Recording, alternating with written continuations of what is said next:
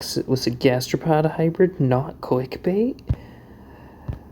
Yeah, so sorry about that. That was the intro of all time. But anyways, this is going to be my third real submission of the aquatic hybrid war. I am submitting M-3 Charybdis. I'm kind of on a time crunch here to get this out because I will not be able to really be online in any sort of regard for the next 3 months. So I have made this genome of Charybdis, and one of my friends on Discord, Rhodey, has made the artwork for me. So let's get into it. So you might be wondering, aren't gastropods kind of small? And yes, even if you take the largest gastropods of all time, such as ammonites or the giant squid, they only get to around 3 tons in size. And we want much bigger. So how are we going to do that? Well, we're going to mess with the growth rate. So there's 3 main contributors that affect our hybrid's growth. The first one is going to be the colossal squid. I'm sure we're all familiar with this one, or just a living cephalopod species. They live at very deep depths, and they grow very quickly, reaching full size in just only 5 years from very small eggs. Our next contributor is going to be the Paraperusia. They're a large extinct species of ammonite, potentially the largest species of ammonite to ever exist. And they were estimated to get to a full size at only 12 years old, which is very quick considering it's an entire calcium carbonate shell. And then the third influence is going to be the giant clam. And you might be wondering why we're adding this, because giant clam aren't that giant, all things considered. However, giant clam, like a lot of other clam and shellfish species, experience indeterminate growth, meaning they never actually stop growing. We want to take this trait. It'll help increase our lifespan indefinitely until the hybrid can no longer support its body, and allow it to reach sizes up until it dies. Essentially, it would slow down the growth rate a bit. However, it would let it live much, much longer and grow much, much bigger. So, when you're getting to a creature of massive proportions, we're going to need to fix the respiration. So, how are we going to do that? There's a few things that we're going to do. First 2 are going to be the red-rimmed melania and the Mediterranean mussel. These are going to help with our hybrid just tolerating breathing harsh conditions, such as high and low salinity conditions, as well as toxic compounds. This will also help us modify the gill structure to take in food particles in the water column, allowing us to get a little bit of energy out of it. But also, if there's toxic algae, we can breathe that in and incorporate it into our body, as will be discussed later. The ram's horn squid, colossal squid, and the black-eyed squid are all squid species that are going to be contributing to our lungs. The ram's horn squid is just helping with the internal placement of all our organs and basic body structure of our hybrid. We will have a internal shell like ammonites, well, not like ammonites actually, like the ram's horn squid, with a large shell at the rear end. The midsection will contain most of the organs, and the front section will contain the brain, eyes, and tentacles, and beak, and all such. And then the colossal squid, they're our largest living squid species. And we need powerful lungs. Squid species in general have the largest lungs of all cephalopods and just mollusks in general, because they need to support fast-moving lifestyles. Colossal squid isn't the best suit for this. That's why we're backing it up with the black-eyed squid, active squid. They swim around a lot. They need large gills to pull that off and get a lot of oxygen. And our next 2 ones are kind of unusual. So the bushy-backed nudibranch has these growths along its back called serrata. They essentially act as camouflage in some species, defense in others, and actually help filter feeding in some. Now, the bushy brachnudibranch, it doesn't really matter what the original function was for these because it provides more surface area for skin. Cephalopods and mollusks in general can breathe through their skin layer, similar to amphibians, and what this means is we're increasing the surface area vastly of this animal, allowing it to essentially breathe with pseudogills through its skin layer. This is very helpful at larger sizes because it will help us scale up better, but also this is a passive form of breathing rather than actively pumping gills. And then our final contributor is going to be the giant clam. Giant clams are one of the few species of photosynthetic organisms. Well, more they house photosynthetic dinoflagellate algae in their mantle tissue, which on a cephalopod would basically the entire body, which allows it to get food, and as the dinoflagellate algae produces food, it'll also produce oxygen, which our hybrid can utilize and then pass on more carbon dioxide into the dinoflagellate algae, increasing its respiration rate overall. So, now that we've solved respiration, we got to deal with buoyancy. A large, heavy animal is going to need a lot of adaptations to maintain floating capabilities, essentially. So we're going to be modifying it with the Paraparusa again, ram's horn squid, colossal squid, chamber nautilus, football octopus, and black-eyed squid. So we're going to do some major things to the shell, list the spinnacles in particular. Ram's horn squid is unique among shelled cephalopods by having the ability to flood all of its chambers of its chambered shell and regulate buoyancy using all of them. The chambered nautilus can only do this with the three largest chambers, and ammonites were likely similar. This means we have more finer control over our buoyancy utilizing the shell, and all three species have spinnacles, which are essentially pumps that pump. They diffuse air and gases into the shell cavities, allowing it to get buoyancy. And then they can also allow water to come in to allow the hybrid to descend quickly. And that's about it. However, the ammonites have spinnacles on the outer whorl of the shell. Ram's horn squid have them on the inner whorl, and the chambered nautilus has them on the center whorl, which basically means we can have all three species spinnacles without them actually touching and really interfering with each other. And you might ask, due to that's kind of a weird adaptation, isn't that the same organ, and it's just independently evolved to move to different locations in the skull? And yes, you would be correct. However, we have a precedent for such a mutation, and that comes in as the D-Rex. It has 6 limbs. This is not normal on any vertebrate species. Terrestrial vertebrate species. There are some species of lobed fish, such as coelacanth, that have, I believe, up to 8 limbs.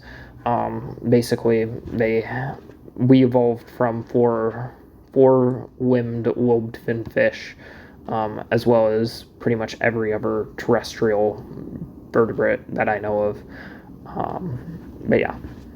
Basically, there is precedent in this universe to have mutations. Well, not even mutations. This is intentional. This is gene editing at its finest. So, our next things that are going to regulate buoyancy are going to be our liver, courtesy of black-eyed squid, and related species have a low-density oil content in their liver that they use to stay afloat. Neutral buoyancy is very useful in squid. The football octopus is unusual among octopuses because they also can maintain neutral buoyancy via a gas chamber. It is pretty much the same function as a swim bladder in fish. It is located on the visceral mass of the cephalopod, which is essentially where the internal shell would be located on this hybrid. And then finally, the colossal squid, they congregate ammonia chloride into their central body cavity, which also allows more buoyancy.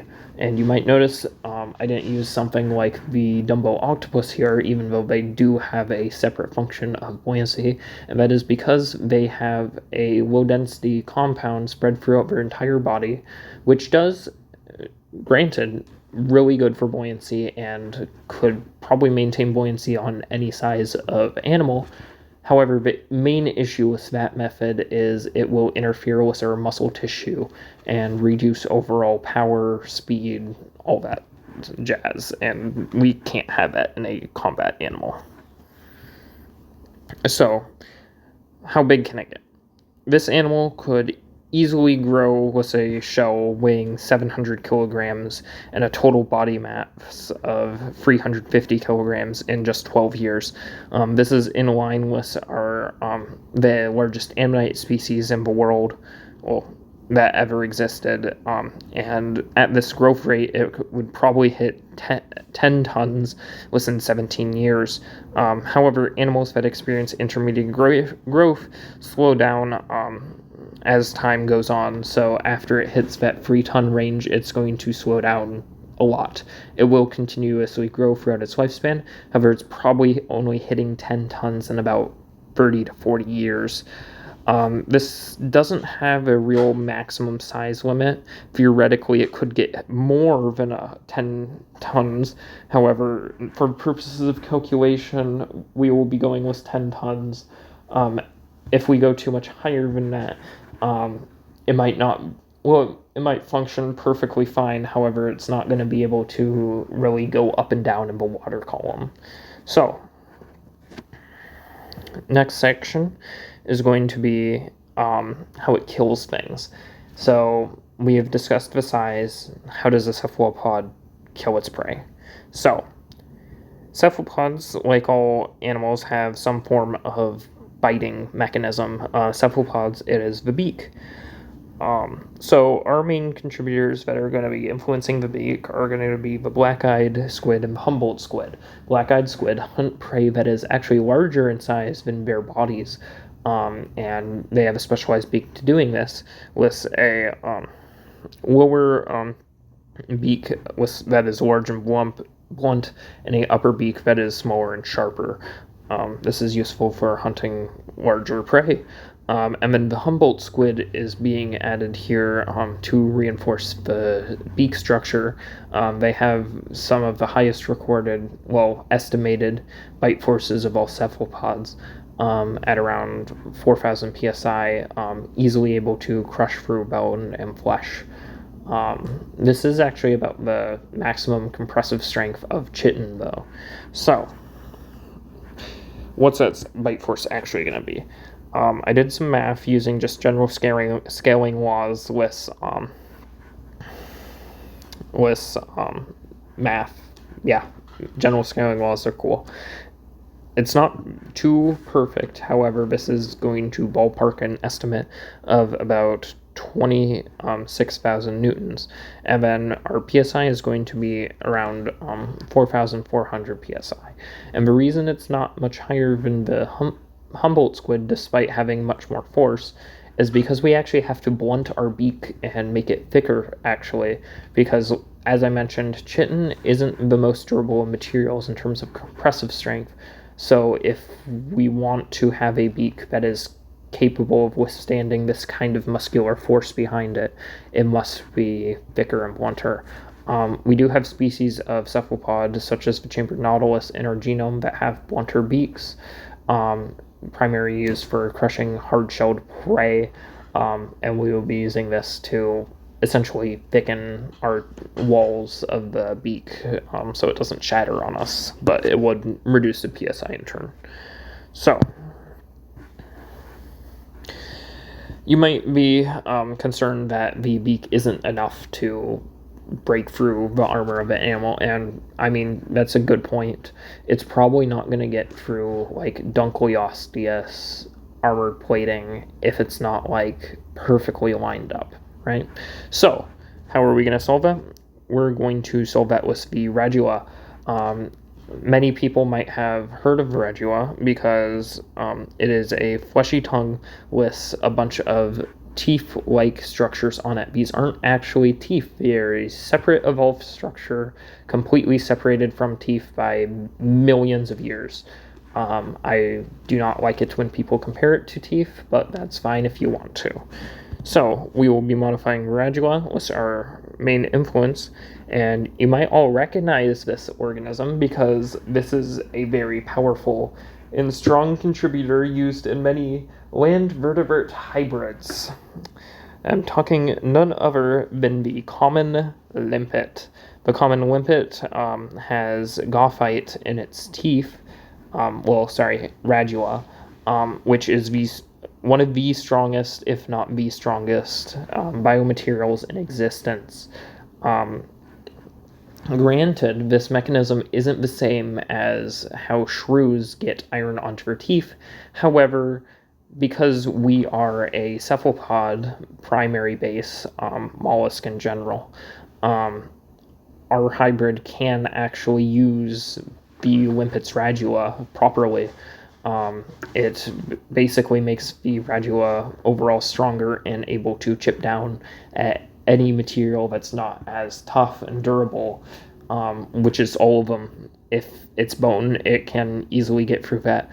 The only issues that we'd have is if we came up against something with gophite armor, which should be impossible in terms of natural production unless we're doing some unrealistic hybrid splicing. But even if that is done, it should be able to get through eventually.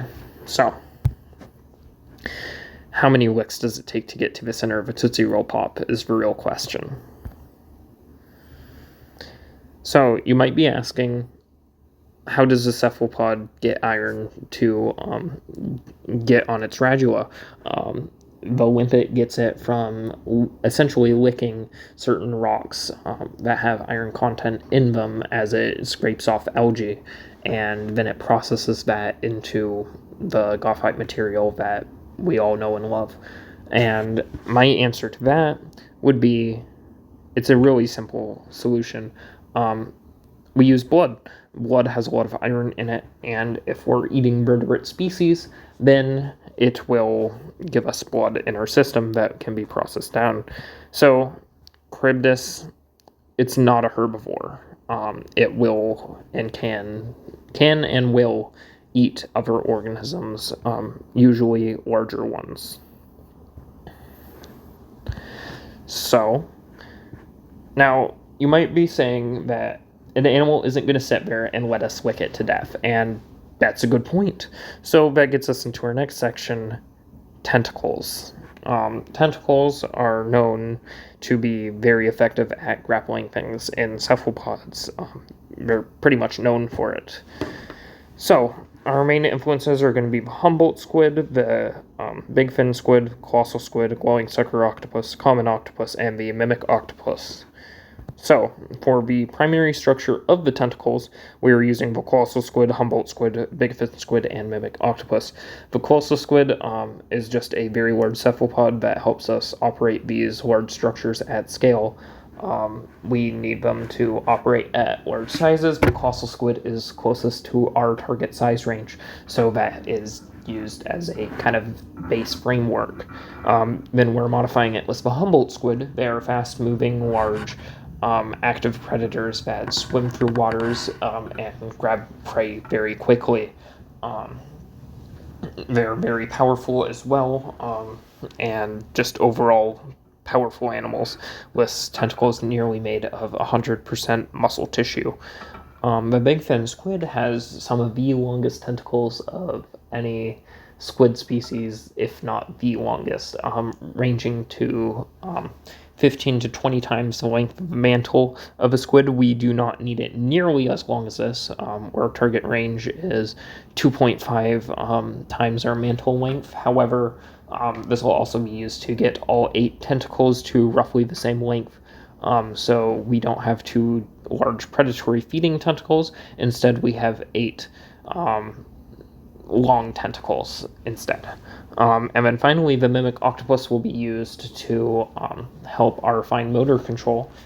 We don't want this actually to interfere with any of our muscular structures, so this isn't to the same degree as a mimic octopus because we are prioritizing strength over dexterity. However, it does help a little bit.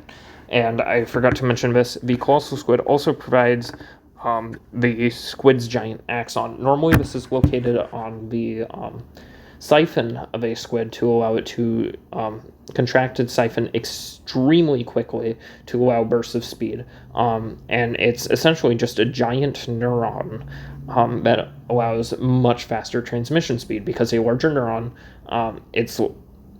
it allows faster transmission speeds over time. We are essentially running cables of giant squid neurons through the tentacles, allowing for extremely quick muscle signaling speeds, which will come into play later. So, next part is going to be the suckers. The Humboldt squid and colossal squid both have hard modifications to the suckers. With Humboldt squid having serrated rings around them and the colossal squid having rotating hooks. Basically, the structure will be a serrated ring with one large hook jutting out of it that can swivel. This is going to vastly increase our grip potential, especially on soft-bodied targets. However, this alone wouldn't really work well against an armored, hard-shelled animal like Dunkleosteus. It still could latch on, don't get me wrong. However, it's not optimal for that. So we will be modifying with the common octopus here. With outside the inner hard rings, we will have large fleshy suckers that are extremely powerful. They are used by octopus to pry apart clams and other mollusk species. And if you've ever tried to pry apart a clam with your bare hands, you should know how hard that is. And then finally, we will have the glowing sucker octopus giving us bioluminescent compounds inside the suckers. This is mainly a cosmetic thing, however, it does assist in prey capture. So, how does it work? Squid tentacles are some of the fastest moving parts of an animal in the animal kingdom.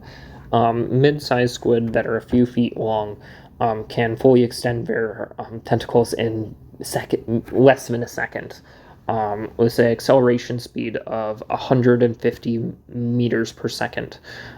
This is insanely fast, and our hybrid, thus much larger, would be significantly slower than this. However, it can still be fast, and I will explain why with a bunch of children's toys.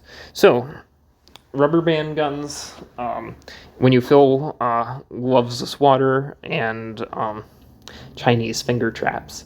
So when you compress a Chinese finger trap, it gets thicker and shorter.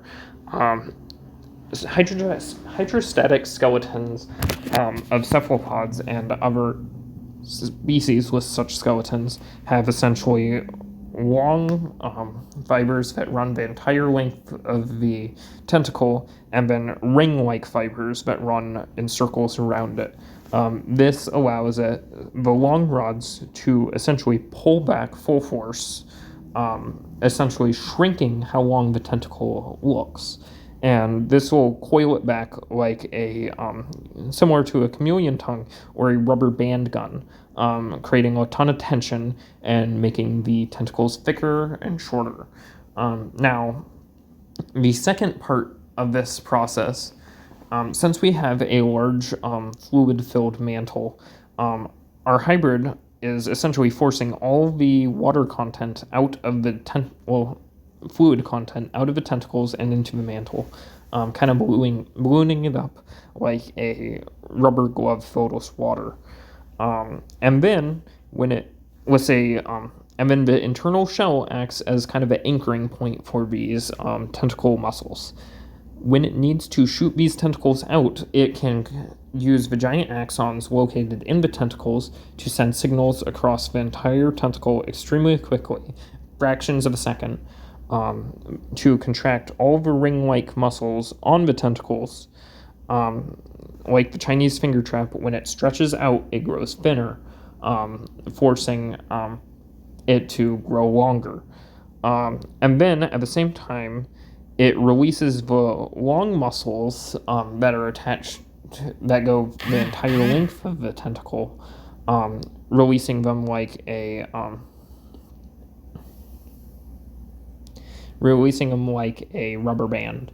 All the tension is going out, and then the circular muscles will make this much faster. And then finally, for the body cavity, it also has these circular muscles that it can contract, forcing all the fluid out of the body cavity into the tentacles, similar to if you had a glove filled with water and you squeeze the palm of it, all the fingers will expand and grow stiffer. This is a similar principle, and there has been a show called The Future's Wild with a speculative evolution of a massive land octopus, squid, which they actually ran the numbers on. A hydrostatic skeleton is capable of supporting like multiple tons on lands if properly evolved. Granted, we're not doing that here. However, it just goes to show how powerful a hydrostatic skeleton can be if given the right opportunities. All this said, I would estimate best case scenario, our tentacles have an acceleration speed about 20 meters a second, which is absurdly fast. It's actually about as fast as Vex's top speed. Granted, this requires a bit of wind up, kind of like pulling back the drawstrings on a bow or a crossbow before shooting it. They don't move like this normally. This is more like an ambush attack. So, I have made a little size comparison of Vex among a bunch of large cephalopod species and some of the smaller orcas. Vex is kind of small, all things considered, which, if you want to go faster, I get it, why you'd want it to be small. However, this does put it at a disadvantage in this scenario, because Charybdis does significantly outweigh it, over double its weight at 10 tons.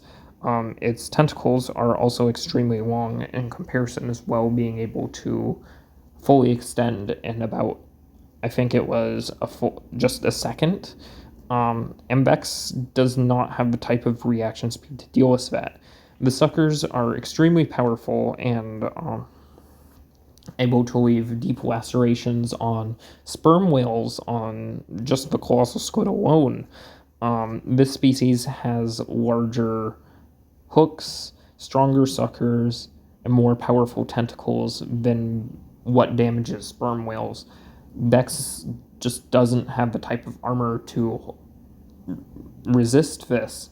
And if you do say crocodile osteoderms, I will point to the fact that in Vex's teaser poster in the lore video, it showed that Vex has fish scales similar to a barracuda.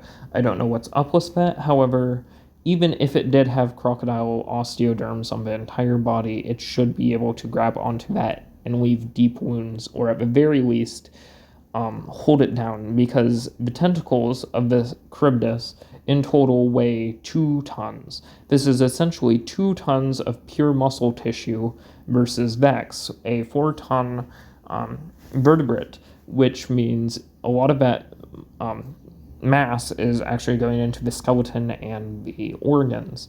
And to add insult to injury, Vex uses beluga blubber. Belugas are roughly 40% of their body mass is blubber, meaning that Vex effectively has less muscle tissue in it than these tentacles do, meaning just from a pure mass perspective, Vex needs to deal with over her muscle mass in terms of grappling ability from tentacles. Now, still not good enough. I get it. If you want to say, for whatever reason, Vex can break free after completely wrapped up in tentacles, cool. That's fine. So that brings us to our next thing that Charybdis can do. So, toxins. Cephalopods have some pretty neat things that they can do. One of them is going to be venom. Octopuses and squid have venom, and cuttlefish have venom glands. This is likely a more basal trait of cephalopods. However, just for insurance, we are using the common octopus to make sure we have a proper venom gland to deliver venom through our beak. And then our next contributor is going to be the purple cone snail. Cone snails possess codotoxin. It is a very volatile mixture of thousands of small compounds that each individual has a unique blend that shuts down a ton of sodium channels on target animals, paralyzing them quickly. This is very lethal in very small amounts. Charybdis, even if it produces a few grams of this venom, it's enough to kill Vex easily. And yeah. Actually, Vex is immune to all toxins because her lore video. So yeah, I watched that. It said Vex is immune to the cone snail and blue-ringed octopus. So believe it or not, your adaptive immune system is not invincible. It can't get immunity to certain types and classes of toxins. That's actually the reason some venoms don't have anti-venoms. To make anti-venom, you need to inject preferably a large mammal, like a horse, with the venom. Usually it's snake venom that this is done with, and the horse will produce antibodies to combat this venom. Then you extract the blood, you distill it into anti-venom. That's basically taking advantage of a horse's adaptive immunity to become immune to this, right? The thing is, that doesn't work on all types of venoms. Smaller compounds, especially marine, super powerful neurotoxins, this isn't possible with. The immune system doesn't react and produce antibodies to these compounds. On top of this isn't even a permanent thing. An animal that has been given adaptive immunity, and if it's not regularly kept up with, it'll lose this immunity over time. And to add insult to injury, a cone snail, each cone snail has a personalized different mixture of compounds in their venom, meaning even if you get immunity to one cone snail, it's not going to be a perfect resistance to the next one. This is actually a really cool adaptation they have, because this way fish that they prey on will never be able to be fully resistant and immune to a cone snail's neurotoxin. And I would like to point out rule number 3 of this competition is keep it realistic. Don't use Jurassic World or Jurassic Park dinos or straight up kaiju. Real animals only. Vex has no contributors to back up this type of immunity to venom at all. Even barracuda, they don't target fully grown pufferfish with the venom, well, poison fully developed in them. It's not the fully poisonous individuals that they target and eat, and even then, stomach acid plays a big role in breaking down toxins. TLDR, Vex should not be immune to this. So, there's this cool, funny joke that's been going around on the internet for a while. You can read it. I'm not going to say it. This is a joke. Hey,